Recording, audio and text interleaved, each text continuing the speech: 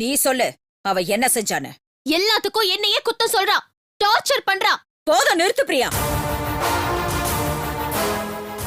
பண்ற தப்பெல்லாம் நீ செஞ்சுட்டு இப்போ சீதா மேல குத்த சொல்றியா? அயன் பண்ணிட்டு வந்த துணியை கலைச்சது நீ.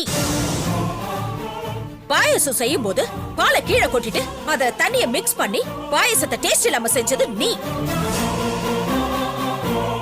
சீதா உனக்கு எல்லாமே நல்லதுதான் சொல்லி கொடுத்துட்டு இருக்கா. ஆமா, அவ நல்லவ தானே. அந்த நல்லவளே இந்த வீட்ல இருக்கட்டும்.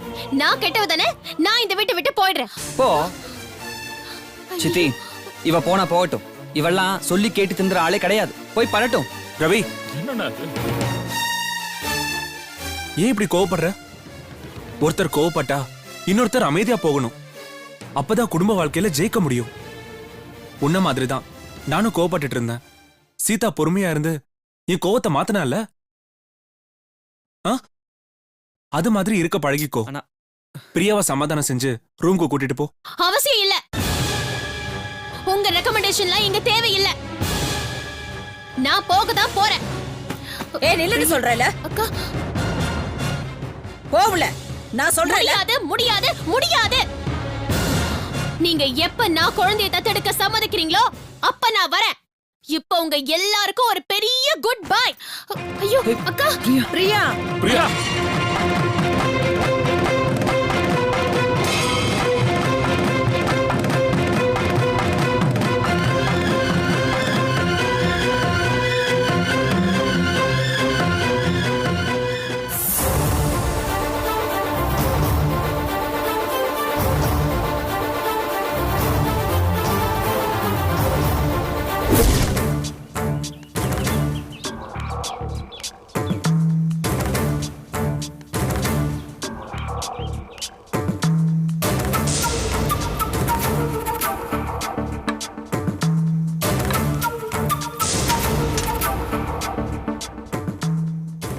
பிரியா, நீ பாட்டுக்கு கோச்சிக்கிட்டு வந்துட்ட.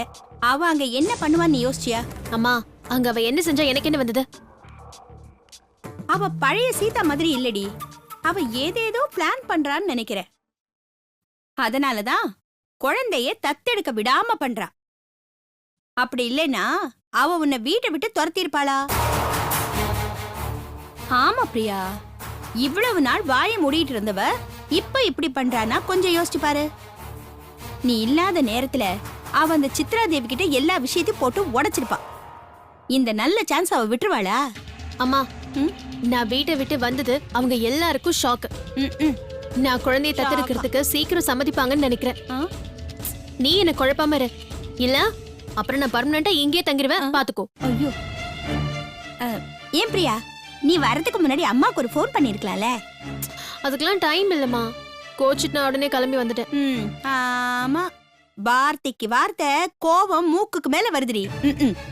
அம்மா, அதை இதெல்லாம் பேசிட்டு இருக்காம ரொம்ப நாள் கழிச்சு வந்திருக்கேன்.